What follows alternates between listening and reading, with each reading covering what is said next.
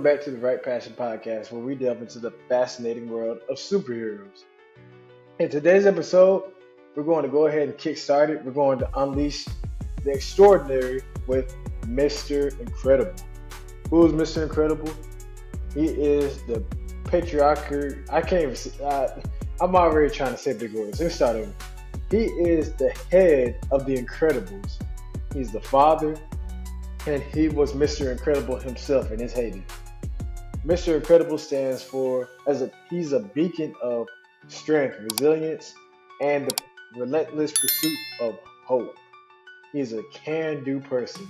He doesn't shy away from any challenge, and after watching The Incredibles 1 and 2, you can notice and see the desire to be a hero is strong with this man. Not only that, he just wants to be the best dad, husband. He wants to fill all these roles. He wants to do everything in his power to be the man that he needs to be for his family. And in saying that, we can learn some profound life lessons from this superhero. Because this superhero is not the same as any other hero. This hero has had a fall from grace like no other.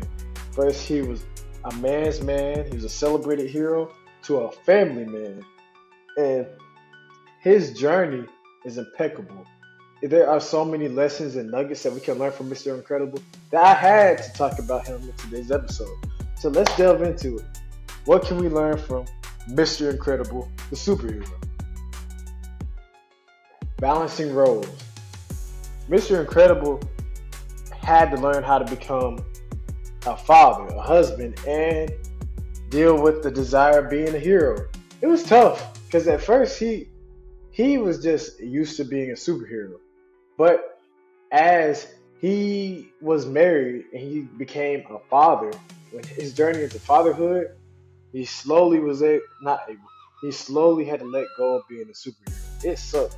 He hated it because right when he was becoming a father and a husband, that's when all of these registration acts and laws against superheroes and superhumans and the Incredibles was being enforced. Laws against them, saying that they were endangering civilian society, and it hurt Mr. Incredible because that's all he knew. That was his go-to. So in doing that, he had to learn how to balance his roles, and it was not an easy task. I say that was probably one of the hardest things for him because how do you go from doing doing one thing your whole life to now you have to add it in and it might be the last thing that you do. So imagine that you have a role, you're somebody in the world, and then all of a sudden you have that taken away. Better yet, you can still be that person that you used to be, rather you have to do it at a time that's convenient for you. It might not be any time that's convenient for you. You might have to actually find loopholes like Mr. Incredible did. That's why he snuck out with Frozone all the time. He did that because he missed that rush. He missed that rush of being a superhero, of actually going out and just saving people. And just saying all that to say balance isn't easy. It's hard because you might be a mom, a dad, a son, a brother, whatever it may be. And you also have your career goals, your personal aspirations. You have all these things you want to do, but yet you have to fill all these roles. But if we look at Mr. Incredible, his fall from grace, it was insane. But yet, if you watch him as he progresses in the first film, he slowly is able to work that back into his life. So balance isn't easy. I argue balance with all these roles is a challenge. But if you welcome the challenge and actually try to find ways to include your roles, it's going to be inevitable that you'll end up doing that same thing that you loved again. Maybe you like playing guitar. Maybe you like learning new languages. They're put on halt. You don't have to quit them, but they're stopped. But that's only until you can find a way to maneuver over or through that challenge to bring it back into your role. So it's a process. It's not easy. But if we watch Mr. Incredible, how he's able to become a superhero again, his journey, it shows us that we can bring harmony in our challenges. It is a process. It's not easy, but it is doable. is 100% doable. You don't have to be perfect, but you just got to try. If you try and just get a little bit better each and every day, it's going to be inevitable that you will eventually find some sort of balance. Power of purpose, number two. Purpose is that thing that drives not only you and me, but anybody. Mr. Incredible had purpose in being a superhero. That is what got him going. That I argue with him as a man. That was the thing that helped him give out that burning desire gave him that relaxed, confident, and chill vibe that a lot of people embody when they're in their careers. So when you find your purpose, you're able to just flow. Now with him, he was, as I said, if you watch the beginning of the Incredibles, he was just calm. He was calm. He was laid back. Whenever situations happen, he took it in stride. For instance, the opening scene when he's getting ready to go to an event, he's just driving. He's enjoying himself. All of a sudden, he has to go save that cat out of the tree. He saves the cat, but he's also chasing down these highway robbery people, basically these people that are thieves. He's trying to chase down these criminals, and he's so calm about it. He's relaxed. He's not stressed. He lets his car take over, and he changes into his outfit, and he's happy about it. And that's the one thing that I like about him and his purpose. It gives him a sense of fulfillment. But after that, seeing that he became this father, husband, and hard worker, provider, basically, he was unfulfilled. He didn't have what he wanted to have in his life, and it showed. He wasn't as happy. He had a scowl on his face. And it wasn't until he took that secret job from one of his enemies that he was able to actually, bring back that sense of purpose. And when he got it, he took it and ran with it. He was like, I got a piece of purpose, I'm gone. And that's what we need to do too. Figure out what your purpose is. And I'll tell you the hard thing about finding your purpose, you won't find it I'm not going to say you won't, but usually when you find your purpose, it happens naturally. You can't force finding your purpose. You have to just be okay with what happens. It might not be as easy or as pretty as you want. It might be kind of ugly. You might get like a picture or something you want to do, and then in that picture, you're just like, how do I make this feasible? How can this pay me? So it's going to take a minute for you to understand the whole picture. But once you get a piece, just rock with that piece. Go with it. Go with the flow, because eventually the whole picture is going to be shown. And when you find that picture, you're going to be deep in your purpose. I'm talking about so deep that you will not be bothered by the outside world or the distractions of this world. And as I said, this feeling of purpose in our life, it just drives us to do some amazing things. Like for instance, if you watched the Olympics, you see LeBron James, Steph Curry, Kevin Durant, all these NBA players, they're in their purpose. I'm talking about they are so in tune with what they do on the court that nothing else really matters. They were down by a large lead to Serbia just a while ago, and they turned it on. They stood up to the challenge. They took them on, and they won. Like, they didn't falter, and they were just like, we're down almost 20 points. We're going to lose. No, they stepped up, and they went out there and kept balling. And that's what happens when you're deep in your purpose. You can get so deep in your purpose and so focused and motivated that people might think that you're an alien or different. And you're not. You're just vibing on a different level because you're in what you're supposed to do. You're in that purpose. You're knee deep in there. When you're knee deep in there, that's when magical things happen. Because your purpose and focusing on what it is you're supposed to do in this life, that is what helps you give out that relaxed, confident, chill vibe. Because you might see people like that. You see businessmen, women, or just people in their careers. They're just, hey, how you doing? Hey, how you doing? They're confident. They're sure of themselves. It didn't happen overnight. It was because they found what it is they wanted to do and they focused intensely on it and went after it. When you do that, you become one of those people that people aspire to be, because You found what it is you want to do and you go after it. And back to Mr. Incredible, he had to rediscover his passion. And when he found it, you could just see the light bulbs going off in his head.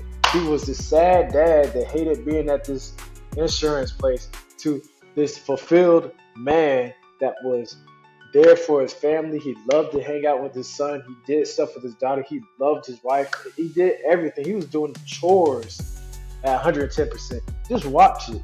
It was a slow transition. It was as though he was just existing to living. And it was amazing because you can feel the passion from the movie.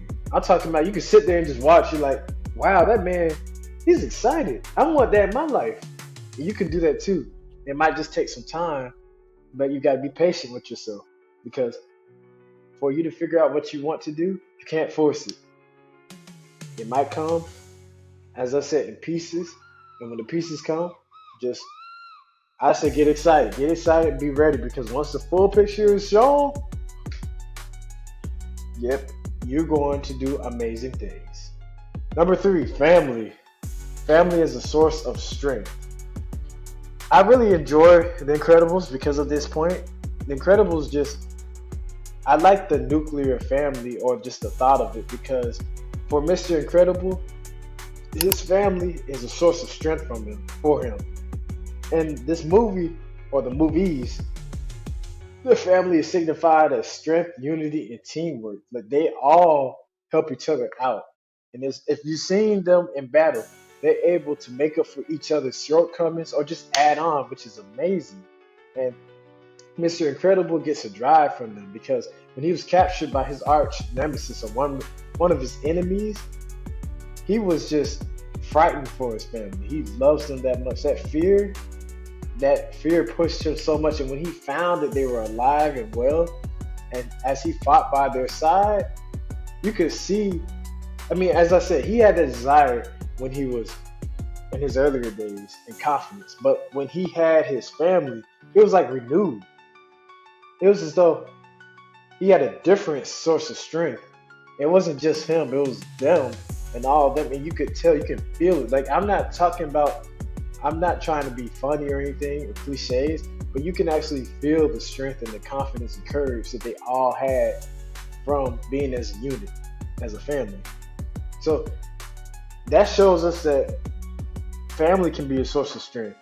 You should probably, I'm not saying you should look for validation from like your family. I mean, that's good and that's bad because you're worried about what people think about you.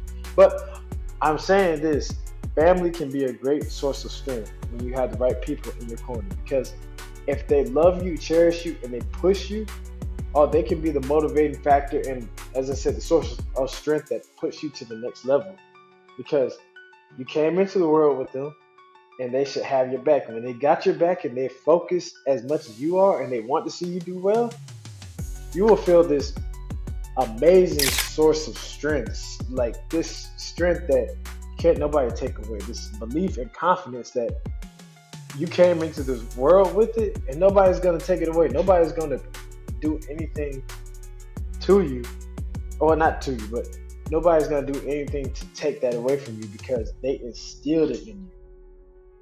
And that's just amazing. Like think about all the times where you got that one family member or family members that kept encouraging you. When you think about that, how did it make you feel? Did it make you feel confident or did it make you feel bad? And it's funny I said that because 9 times out of 10, you know you felt amazing because they said something. They might have complimented you on your clothes, your style, your features, or just said, when I was young, I wish I looked like you. Something at that sort, just to compliment some little things that boosts your confidence. And then don't let them start to say you're a smart person or let me get my nephew or my aunt, my daughter, my son, because then that gives you a sense of confidence again because now they're relying on you and they know that you will deliver and can deliver.